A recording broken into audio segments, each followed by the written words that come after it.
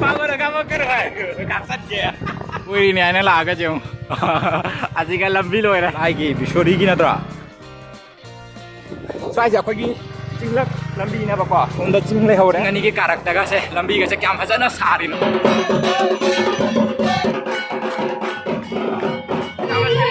इसे जो था रही है मैं हम कोई बात पकड़ है नुम थिन के हाँ अवागा अब कोई पावर का मकर है कासत के अब कोई इसी की माफा से फंसा बनी जाऊँ इसी व्यू से फंसा जाऊँ नई बनी चीज़ है खुफा जामने चीज़ है नई इधर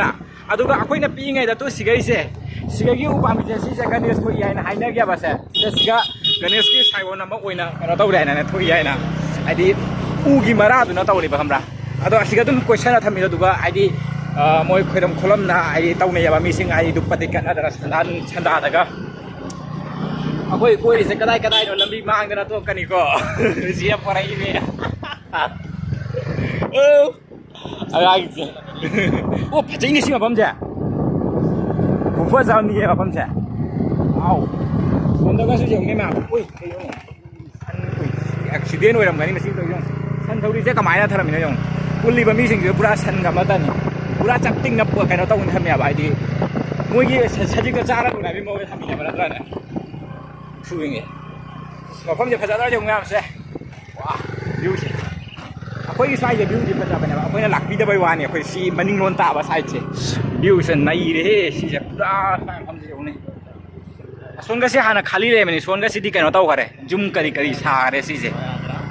जुम कई कई सारे सोनगा सिटी पूरा खाली नि सोनगा से जो जुम कई का तारक्त्रो बनी कुइरा रोय सी से कोई नहीं आने लागा जो आज का लंबी लो है लंबी ब्लॉग है से लंबी खंगी ना पड़े नहीं बस लाओ मारे तो जा रहे असी से कदाई तारा चतो इने सीजे खंगे कदोन तारी बा चले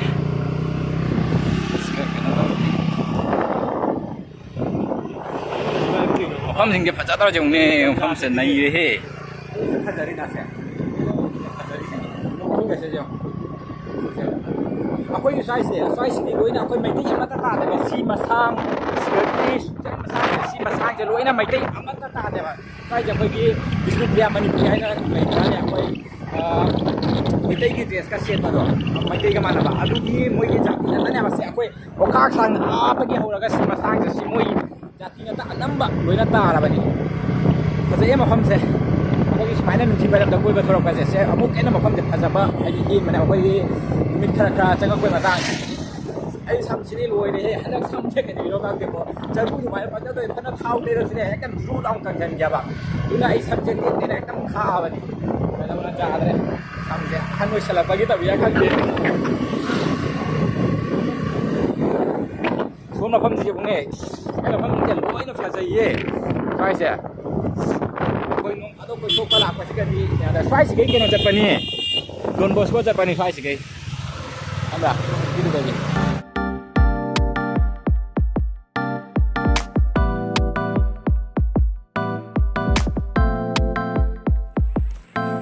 Asai kan masih jong pak tu jong. Si je kan turel ko.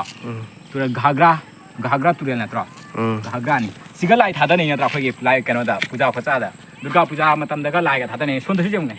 Son da kyam sang ni no jong kan se. Aki turel se. A tagi lai ni. Si je kadai de gi phaude ni si je. काय देगी अकोई के आता सिकुना दा घगरा की थादा बतो अदुगी फावरगा सिजे अखाक सांग चलंगमनि काय द लोरंगनि सिना हाइला कांदी दा फजन सांगी दुइदि इस ओरे मफम ने नुवा का दंग मफम नि सिगा का जुम सा लेरा सिगा गांगदरे ला सुनम कोइसि सोसे स्वाइजे अखोगी चिंगलक लंबी ने बको सोंदा चिंगले होरे चिंगलक लंबी ने सिगाना अखोगी मयांग अखोई पुलिसिंग अनंबा सिगा तायबा चिंग लंबी नि जों सिगा से चिंग मकक मकक खजिकी अखोई कक खि रजिना चिंग के जों अखोई लेबाक बगी बगी चिंग के कक्का की बगी इसी दुक ना चिंग से आइडी लेत्रे आदि अखा चिंग करा तो रगा हजिक जुम से सानै से चिंग द थारगा आइडी लोइना जुम साके बंगा तनेबा अदो अखोई सिगादी आइडी irang nang kaim problem lai tabania ne aduna khoi hajik sandaw ram dai kwere se khoi jam chin manung ta na khak manung de ne ba jik changai ja se jong ne jam manung changai se khoi karim ai di problem lai ta ba khoi tin ha ngai karim problem lai te ya sa changi ngai ke nong da kanam na karim ai ra oi ai du ni natra akhoi su akhoi na ngasi thorai se an ke no to bani unplanned natra unplanned outing was on the landing natra akhoi ngasi thorai sina unplanned outing karim da ke no to no de pasina ngala sigam ta chau ja ra ka putorai mi ai punit kali lai biam jau bo ro ka ni aga ape ra maga lai gi bishori gi natra bishori ma le si ya ching ni jong mam si ja kak tha gi ba na jong ajik jau dre ba ching ase ching ma thak si ga su jum ka ri ka loi na sa nai mi swai ga se jong ching ke no ma ta ne ba da jum sana na lai na ri ni se jong si ga se si ma thak ka se jong ne si ga se kam phajana ga kana tong sai na jong ne si school na tro ching ma kai am manung chang na mam school ga se jai jong moi gi manung long gi kang lui sing ni si na swai si ga kai no jum ga su kai ga su phajana dum sai na tra mandir ga su lai ra si ga mandir kai mandir na sina mahadev mandir oi mane atra se ma ching ngata ni atra ching je ka loina sana rei ngata ni yong ne ching ge ja khara ka taw na jaw salak tare sai manung si de ma suk manung ta na di chang ak ti am ba ching yo ka ka khana daw la de sun da so re nei no sai de kang bu sing je phorok pa di khana warang ngani atra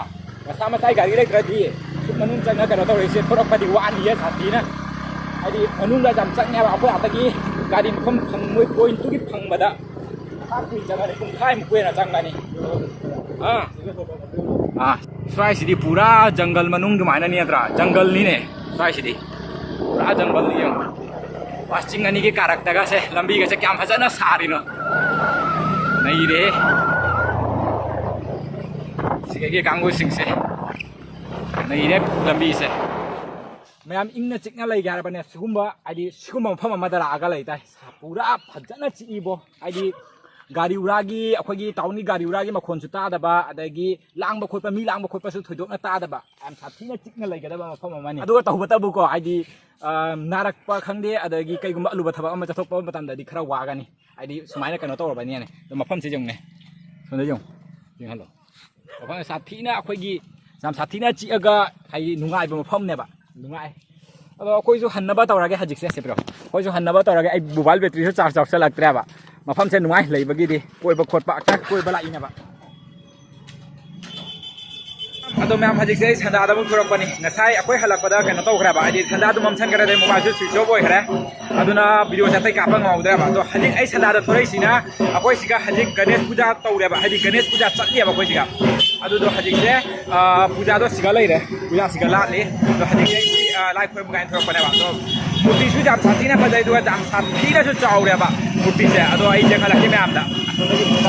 गाड़ी दे सोना थरमे को आई सोट बनुंग the पुसन गाड़ी गाड़ी दो कनो तो आई जाम लै खरि थोरा फवाने ने अदुना दले ना ओके तो संगा से संगा का जेखलाके या माटी संभव के गेट सिना स्माइना ओइरे स्माइना संगा सि मी फुटिन जे देउने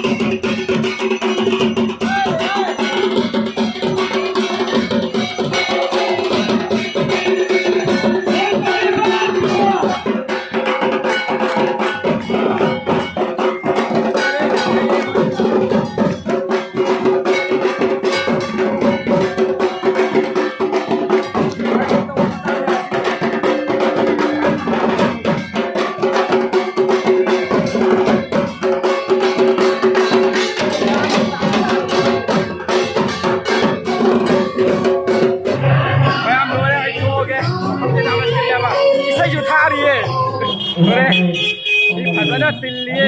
अदो अखोई असि पूजा से सी मफम अमत नते बलाली से अखोई सिलचर टाउन सिगी मफम मफम दा आइदि माइ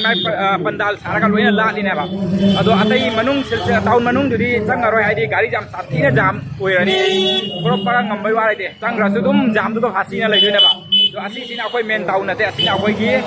कॉलेज रोड हाइवे खितंग हाइकलगा लैबना बा तो फजद्रा म्या मूर्ति दो साथीना जो चावबनी अदो असि से अखोई की दुर्गा पूजा दुमाइना ने बाइदि माइ मागी कनो आइदि पंडाल सारगा मफम पुनमक्ता साइदि लाली मा अखोई सिगदि पूजा पुजी जाम साथीना आइदि कनमनी ने